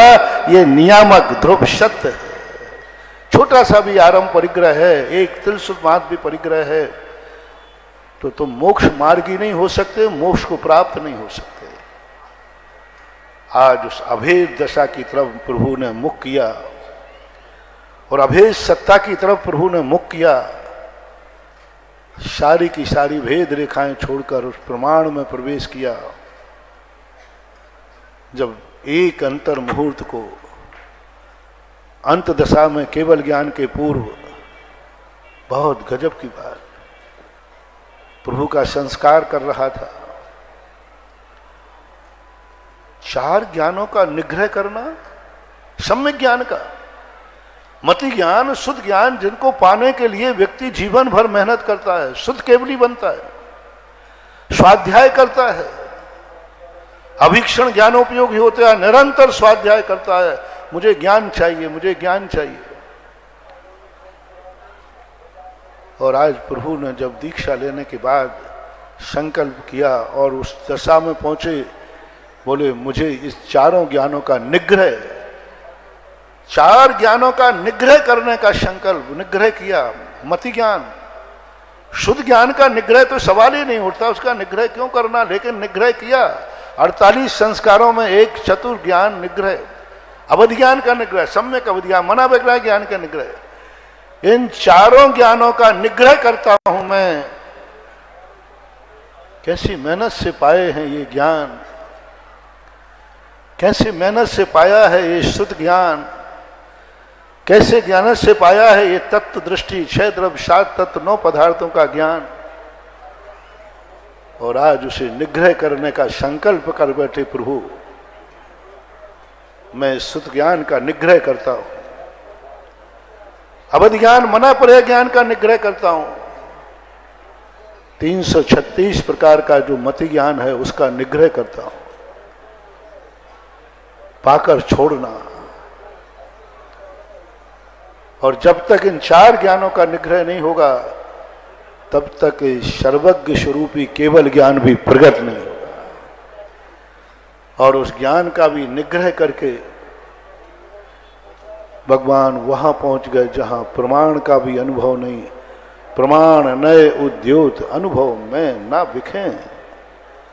प्रमाण का नहीं, ना सकल का ज्ञान हो ना निकल का ज्ञान हो, ना भेद अनुभव में आवे ना अभेद अनुभव में आवे, ना शुद्ध अनुभव में आवे ना अशुद्ध अनुभव में आवे, ना मोक्ष अनुभव में आवे ना संसार अनुभव में आवे, ना जीव अनुभव में आवे ना अजीव अनुभव में आवे, ना ज्ञान अनुभव में आवे ना ज्ञाता अनुभव में आवे। कुछ नहीं, प्रमाण नए नए निक्षेप, सब कुछ खत्म। कैसी दशा, कैसी अभेद दशा जो प्रमाण से भी ऊपर है। सकलाग्राही प्रमाणम एक सूत्र आया है हमारे यहाँ, यानी संपूर्णता से भी एक अनुभव है जो बहुत बड़ी बात है। संपूर्णता, प्रमाण संपूर्ण को ग्रहण करता है, तो संपूर्ण में तो लीन हो जाऊं, संपूर्णता का भी तो अनुभव करूं। नहीं, ये बात जब मैंने पढ़ी कि भगवान प्रमाण से भी ऊपर उठ रहे, नए से ऊपर की तो बात समझ में आती है। नए से ऊपर उठना तो ठीक है, क्योंकि नए विकल्प कराता है, नए एक देश का ज्ञान कराता है, विकला देश ही नया है। प्रमाण तो संपूर्ण है, संपूर्ण का भी अनुभव ज्ञान कराता है, उसको त्यागने की बात। हाँ, संपूर्ण का भी अनुभव नहीं आना चाहिए, आना चाहिए संपूर्णता का नहीं, महासत्ता का, अस्थि का, सत का। सत और महासत्ता प्रमाण से भी ऊपर है, सकल से भी ऊपर है, द्रव्य से भी ऊपर है। द्रव्य नहीं, द्रव्य प्रमाण का विषय है, द्रव्य प्रमाण का विषय है, पर्याय नय का विषय है। द्रव्य और प्रमाण द्रव्य से भी ऊपर है एक महासत्ता जो द्रव्य से भी ऊपर है। 6 द्रव्यों का ज्ञान, एक द्रव्य दृष्टि रखना, एक संपूर्ण महासंपूर्ण को एक रूप में देख, सकल को ग्रहण करना, ये तो एक पक्ष है। इससे भी ऊपर उठना है जो महासत्ता है, और जो उस महासत्ता प्रमाण का विषय नहीं है, प्रमाण से भी ऊपर है। और उस महासत्ता में जब एक अंतर्मुहूर्त के लिए व्यक्ति लीन हो जाता है, बस उसी समय प्रकट होता है केवल ज्ञान, उसी का नाम है शुद्ध उपयोग। प्रमाण और नई की जितनी भी परिधियां थी सब पार करो, लेकिन अभी मत छोड़ देना, अभी त्याग मत कर देना। अभी तो ग्रहण करना है, बुद्धिपूर्वक ग्रहण करो, लेकिन इनको उपकारी मानो, उपादेय मत मानो। व्यवहाराभासी का अर्थ होता है जो उपकारी को उपादेय मान लेता है, वो व्यवहाराभासी है। निश्चयाभासी का अर्थ है जो उपकारी को स्वीकार ही नहीं करता, जो कारण को स्वीकार ही नहीं करता, साधन को स्वीकार ही नहीं करता, निमित्त को स्वीकार नहीं करता, ये कहलाते हैं निश्चयाभासी। इनको उपकारी से मतलब नहीं। और व्यवहाराभासी क्या कहलाते हैं? साधन को हम मुनि बन गए, बस हो गया काम, जीत ली लंका, हमने पूजा कर ली, पंचकर्मा कर लिया, हो गया काम।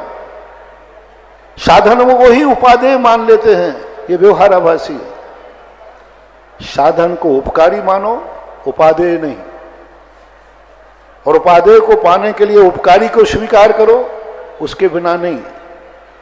यह एक समीचीन विषय है, लेकिन इस समीचीन विषय के बाद भगवान ने अपने केवल ज्ञान से वह स्वरूप जाना। आज केवल ज्ञान में कुछ भी नहीं, वो कुछ नहीं जानते। कौन कहता है भगवान सर्वज्ञ हैं? पूज्यवर कुंद कुंद देव ने सर्वज्ञ को व्यवहार की कोटि में डाल दिया, और व्यवहार की इतनी इतनी इतनी विचित्र परिभाषा बनाई। व्यवहारो भूतत्व, व्यवहार अभूतार्थ है। मैंने तो कुछ अलग अर्थ निकाले हैं, लेकिन जो इसको मानते, एक बार जयपुर की घटना है, एक व्यक्ति ने कहा, बोले महाराज जी इस गाथा का अर्थ आप सीधा बताइए। व्यवहार अभूतार्थ है कि नहीं, मैं समझ गया। तो मैंने प्रारंभ में मैं जो कोई सामने बोलता मैं उसके पक्ष में हो जाता हूं, मेरा एक नेचर है। कुछ भी बोलोगे, आप बोलोगे 2-2-5 तो हम कहते हैं हाँ बात सही है बेटा, 2-2-5 ही होता है। क्योंकि सीधी फाइटिंग करना जीतने का लक्षण नहीं है। जीतने का लक्षण है थोड़ा हारो फिर पछाड़ दो, यही जीतने की नीति है। सामने वाले को पहले बुलंद करो, थोड़ा हारो जिससे सामने वाले का हौसला बुलंद होगा, वो ओवर कॉन्फिडेंस में जाएगा, उसी समय पछाड़ दो, आपकी विजय हो जाएगी। तुम लोग थोड़ा जल्दी करते हो, सामने वाला गाली न दे पाए उसके पहले ही तुम निपटा देते हो। नीति है थोड़ा। मुझे एक नीति पूज्यवर समंतभद्र महाराज ने दी, पूज्यवर अकलंक स्वामी महाराज ने राजवार्तिक में दी। बार बार वो कहते हैं, जब विपक्षी प्रश्न उठाता है, सत्य हो आप ठीक कह रहे हैं। मैंने कि प्रभु मिथ्या दृष्टि है ये। और भगवान अकलंक स्वामी कहते हैं ठीक है, आपका कहना ठीक है, आपका कहना कम से कम राजवार्त में कितने स्थान पर आया कि आप ठीक कहते हैं। मैंने कि भगवान आप सरासर जान रहे हो कि मिथ्या दृष्टि है, ठीक कहते हैं। और जैसे ही 2-3 लाइनों के बाद जो उसको पछाड़ते हैं कि वो ऑक्सीजन सिलेंडर के लायक भी नहीं रहता है, वो बोलने लायक भी नहीं रहता। तो मैं भी उन्हीं गुरुओं का अध्ययन तो किया ही हुआ है। बोले महाराज व्यवहार अभूतार्थ है कि नहीं? मैंने कि आप जो कह रहे हैं इसमें तो यही लिखा है हिंदी में। तो मैंने कि आप ठीक कह रहे हो, व्यवहार अभूतार्थ है। वो इतने स्तब्ध हुए कि महाराज पहली बार किसी मुनि के मुख से व्यवहार को इतना स्पष्ट रूप से अभूतार्थ स्वीकार करना। नहीं तो मुनि महाराज तो व्यवहार के लिए इतना पकड़ के बैठते हैं कि व्यवहार की कोई अभूतार्थ कह दे उसकी मुश्किल कर देते हैं। मैंने कि व्यवहार अभूतार्थ है। बड़े खुश हुए।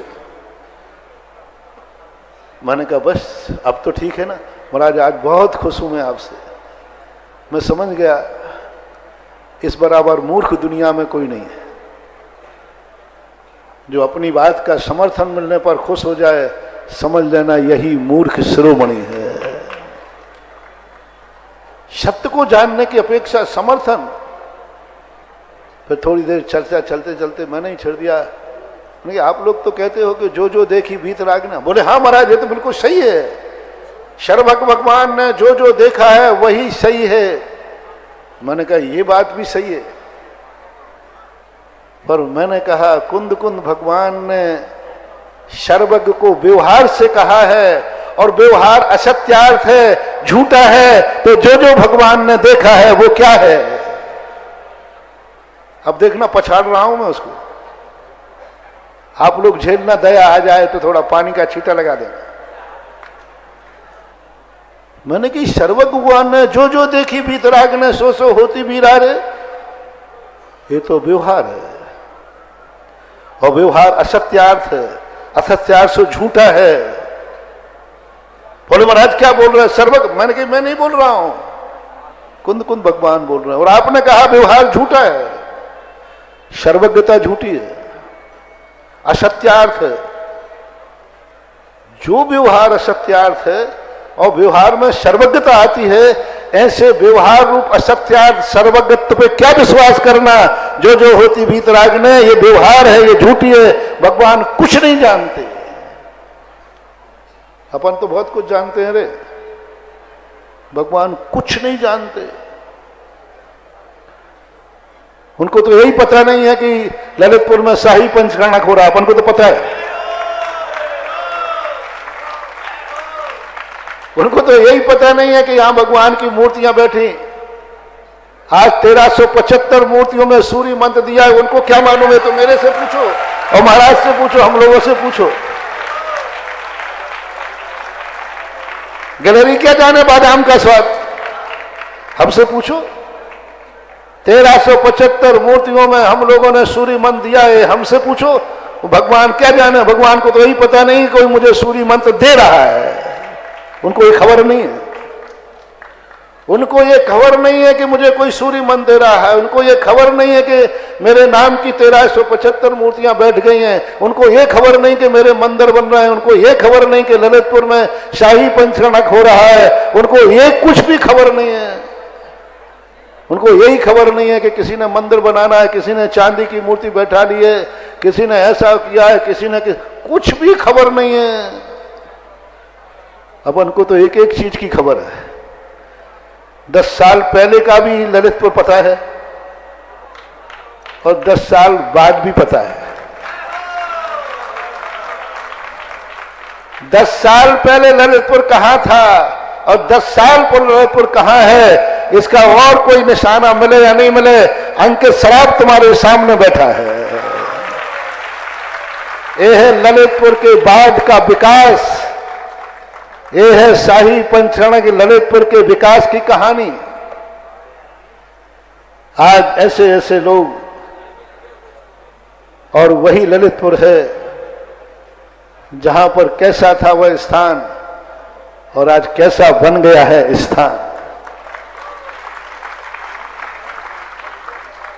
एक दिन में जब 10 साल पहले रज्जन सराफ ने वो जमीन दिखाई थी, मैंने मना किया था, मैंने क्यों यहां मंदिर बना रहे हो, और इन्होंने कहा महाराज मैं मंदिर बनाऊंगा। मैं समझ ललितपुर का बनिया और मंदिर बनाएगा, झोपड़ी बनाएगा, झोपड़ी बनाएगा और कह देगा मैंने तो मंदिर बना दिया, 10-5 फुट का कमरा बना देगा और कितनी मूर्ति कर दूं, 7 इंच की मूर्ति बैठा देगा, हमारा बन गया। तो मैंने परीक्षा करने के लिए कहा था, रज्जन सराफ ध्यान रखना, मंदिर तुमने बनाने का आशीर्वाद लेगा, शर्त एक रहेगी कि नक्शा मैं बनाऊंगा, नक्शा मैं बताऊंगा। मैंने कहा यही फेल हो जाएगा। उसने कहा मंजूर है। अरे मैंने कहा ये तो ठाकुर दिखता है।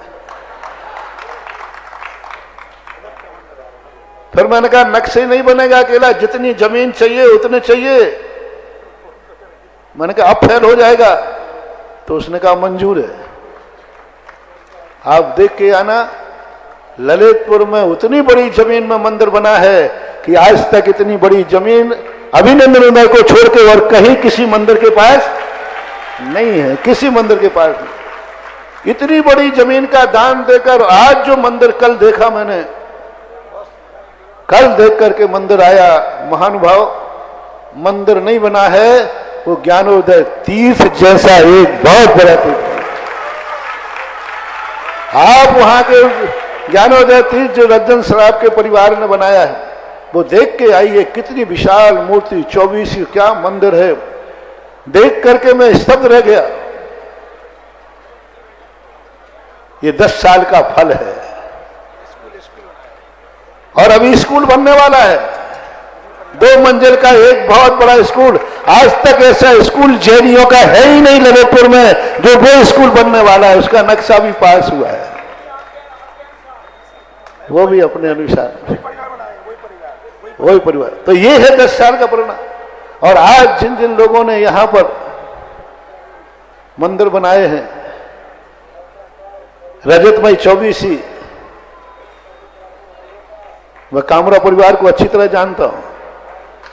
इनके ये जो कामरा के छोकरे हैं ना, इन्हीं के बाप हमें महाराष्ट्र से लाए थे, हुकमचंद कामरा और शीलचंद जी कड़ंकी नहीं, अनुराग तो बाद में पैदा हुए। शीलचंद कड़ंकी ये दोनों लाए थे। और उस समय क्या एक सावर वो मंदिर का था, बड़े मंदिर के पीछे एक छोटे से बाड़े में पंचकर्णक हुआ था, सरदारपुरा में।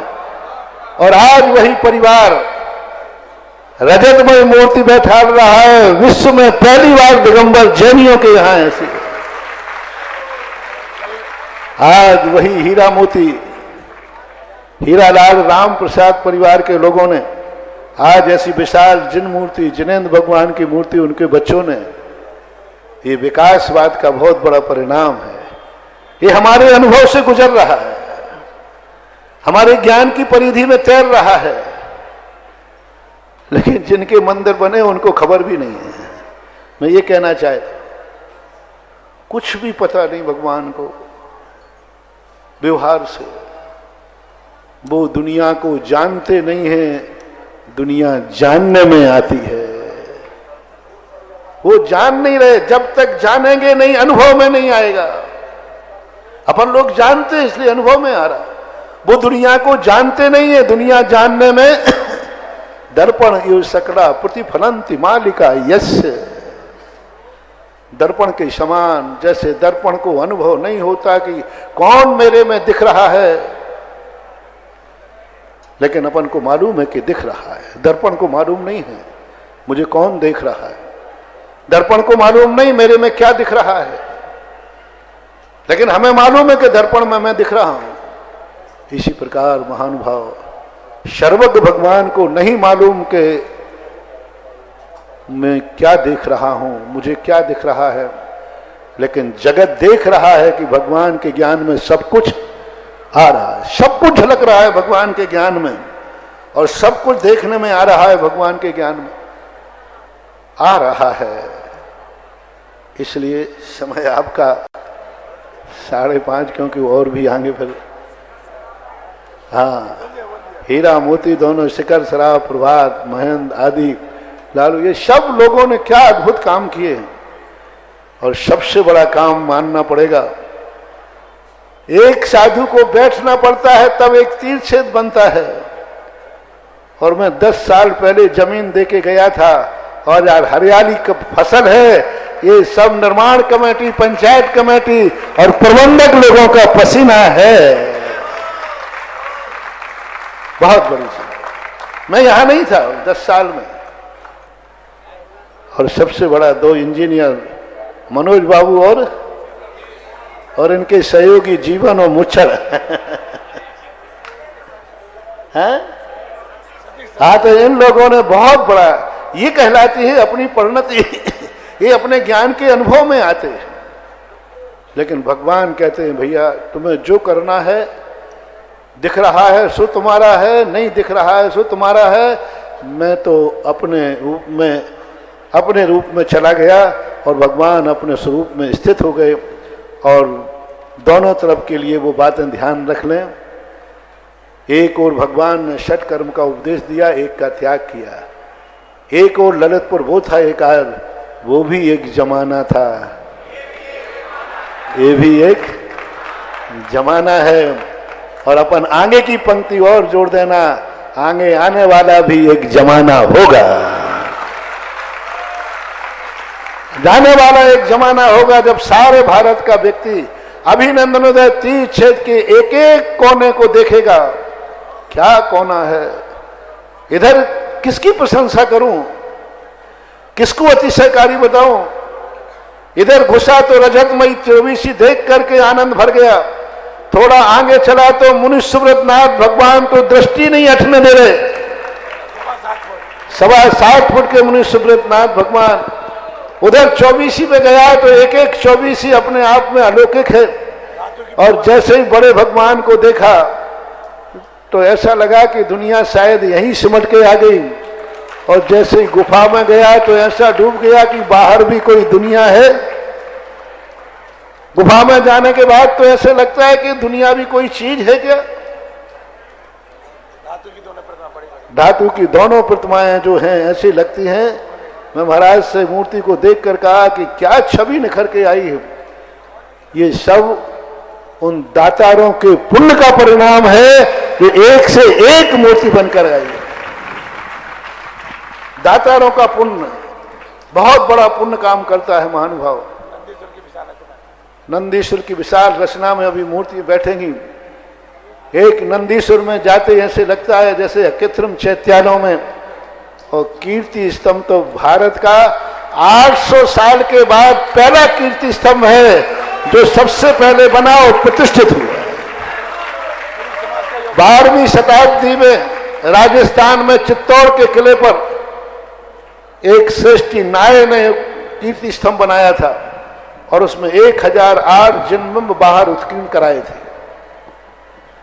उस 800 साल के बाद दिगंबर जैनियों के यहां कोई कीर्ति स्तंभ नहीं बना। 800 साल के बाद पहला कीर्ति स्तंभ पूर्ण बन करके प्रतिष्ठित होकर के और सबसे पहले स्थापित हुआ, तो वो भी ललितपुर में अभिनंदन उदय तीर्थ क्षेत्र में हुआ। बन करके तैयार हो, प्रवृत्ति विराजमान भी हो गई, सब कुछ हो गया। सब दातारों का एक फल है। बस प्रभु को भी और आपके लिए भी अंतिम पंक्ति याद करो, वो भी एक जमाना था, ये भी एक जमाना है। महावीर महाराज श्रावक शिरोमणि हमारे संवत्सरण के पहला हाँ, और एक नियोग होता है। इस पंचकर्णा का सबसे बड़ा अतिशय है कि सर्वश्रेष्ठ इन सब पदों में यज्ञ नायक, महायज्ञ नायक, सौधर्म सबसे बड़ा होता है समोषण में श्रावक श्रेष्ठ, जो चक्रवर्ती से भी बड़ा होता है, जो राजा महाराजाओं से बड़ा होता है। मुनिराजों का भी ऐसा नियोग नहीं होता। जो समोषण का सबसे प्रथम श्रोता और 60,000 प्रश्न करने वाला, हर समोषण में एक श्रावक शिरोमणि होता है। शिरोमणि श्रेष्ठी श्रावक बोलते उसे। और ऐसा श्रावक ललितपुर के पंच कल्याणक में महेंद्र जी सराफ बने हैं। और इनको भी आज जब समोषण स्थापना निक्षेप से सही का है, तो आज हमारा श्रावक श्रेष्ठी भी सही का है। उसको प्रथम प्रश्न समोषण में करने का अधिकार है। दूसरा कॉल लाइन चालू करो। हे गुरुदेव, हे मेरे भगवान को नमोस्तु। गणधर परमेश्वरी समान गुरुदेव को नमोस्तु। गुरुदेव पुंगव, विश्व के इतने बड़े पंडाल जो ललितपुर में अयोध्या नगरी बनी है, इतना आनंद आया। सब कार्य समय पर सानंद संपन्न हुए, सबको आनंद आया।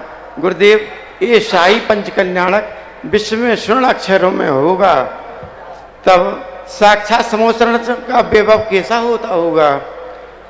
ये शाही पंचकल्याणक में देखकर आश्चर्य होता है। गुरुदेव, आपका आशीर्वाद हमारे परिवार हीरा मोती पर सदैव ऐसा बना रहे।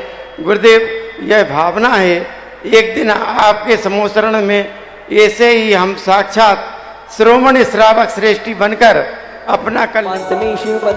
हे भगवान, आप हमें मोक्ष मार्ग पर कैसे आगे बढ़े, कैसे हमारी आज के पंचकर्णा भावना पूर्ण होगी। दशा को देखकर लगता है, देखो इस पंचकर्णा की प्रशंसा सुनकर के एक और अतिशय, पंडित लोग ऐसे चिकने खड़े होते हैं, इन पर कोई असर नहीं होता, कुछ भी असर नहीं होता। लेकिन इस शाही पंचकर्णा का ऐसा असर हुआ कि विद्युत परिषद के अध्यक्ष, महामंत्री, पूर्व अध्यक्ष ये कहते चले आए कि मेरा मन नहीं माना कि पंचकल्याणक ऐसा भी होता है क्या। अभी सुरेंद्र बाबू कह रहे थे, बाबू अशोक बाबू तो यहीं रहे ही हैं बर्नी कॉलेज में वर्षों तक, और उनका कहना कि ऐसा भी पंचकल्याणक होता है। टीवी पर देखकर मन कहा कि यदि ऐसे पंचकर्णा को मैंने नहीं देखा तो कोई मतलब नहीं। और विद्वानों के मन में भी ये पंचकर्णा देखकर गदगद हो रहे। तो यही कहना चाहिए, तेरी प्रतिमा इतनी सुंदर, कितना वस्तुता वह क्या वैभव होता होगा। और आज आपने ये भावना भाई ये श्रावक श्रोमणी की, तो ऐसी बात नहीं, भावना भव नाशनी। यदि ऐसी भावना है एक दिन प्राप्त करोगे। ये तो चूक गए, देखो क्या होता है, ये महन शराब है। ये क्या है, हाँ हाँ करते ना कह देता है। इसकी आदत क्या है, ये 5 बार हाँ कहता है और 6वीं बार में ना कह देता है। इसका शुरू से मंदिर बनाने का भाव था, शुरू से जब मंदिर जिसका हाथ लगा, बोले महाराज मंदिर तो मैं बनाऊंगा। पहले तो कहता मूर्ति में बैठा लूंगा, हाँ हाँ कहते ना कहते वो चली गई, प्रभात शराब के खाते ही रहा। फिर बाद में मंदिर करते करते किसी का पुण्य किसी के पुण्य को नकार देता है। जो 10 साल से मंदिर बनाने की भावना भाता रहा, ये भाव नहीं भाता रहा, और अंकित शराब का पुण्य एक क्षण में ले गए। और अब ये कहते हैं महाराज अभिनंदन नाथ मंदिर में मुझे कुछ करना है, तो हमने कही वो तो गया। बहुत अच्छी भावना है पूरे परिवार की, हीरा मोती परिवार का। ये परिवार अभी 2 पीढ़ी तक बहुत अच्छा। एक आज और अलौकिक घटना घटी। अंचल जी थे, सुनो, एक ऐसी घटना घटी, मैं आहार करने के लिए मौन रहता हूं, पूजा करने के बदले एक छोकरा था, इनका पोता था, ना तो पढ़ाया है ना लिखाया है। शायद मैं उससे पूछा, पड़गान करने के बाद ले गया, मैंने कहा ये मकान किसका है? तो ना तो उसने ये बोला कि ये मेरे चाचा का है, और चाचा का था, उसने कहा महाराज हम सबका है। एक छोटा सा बालक, अभी 8 साल 7 साल का है, 7 साल का बालक एकदम अनायास, पढ़ाया था कि तुमने? नहीं, किसी ने कुछ मैंने नहीं अनायास पूछा, ये मकान किसके पड़गा के लाया, यूं पूछ लिया इशारे से, और वो भी बोला नहीं, बोले हम सबका है। शायद ये अंचल से पूछते तो अंचल एक ही जवाब देते, महाराज मेरे छोटे भाई का, मेरे भाई का है। सही बात, यही जवाब देते, सब यही जवाब देते। लेकिन उस बालक के निमित्त, क्योंकि साधु निमित्त दृष्टि देखता है, उस साधु के, उस बालक के निमित्त को देखकर मुझे लगा अभी कितना भी विज्ञान कुछ कर ले, लेकिन हमारा संयुक्त भारत परिवार अभी 100 साल तक जिंदा रहेगा। जय हो। 5 साल संस्कृति, एकाकी परिवार, जिसने एक छोटे से बालक ने एकदम कहा, मैंने कहा ये किसका मकान है? चाचा का नहीं कहा, हम सबका मकान है। तो मैं यही चाहता हूं, हीरा मोती का परिवार ऐसा ही अखंड बना रहे और अखंड कार्य करता रहे। आशीर्वाद। महाराज जी आपको पैदल छोड़ने आया घर से इधर तक, हम नहीं आ पाए, वो आया महाराज। हमारे बीच में विद्यार्थी परिषद के विभाग संगठन मंत्री संजय प्रताप सिंह राणा जी, जिला संयोजक महेंद्र जी, नगर मंत्री। इस कार्यक्रम के आयोजक थे सकल दिगंबर जैन समाज पंचायत समिति रजिस्टर्ड ललितपुर एवं सर्वोदय शाही पंच कल्याणक महोत्सव समिति ललितपुर।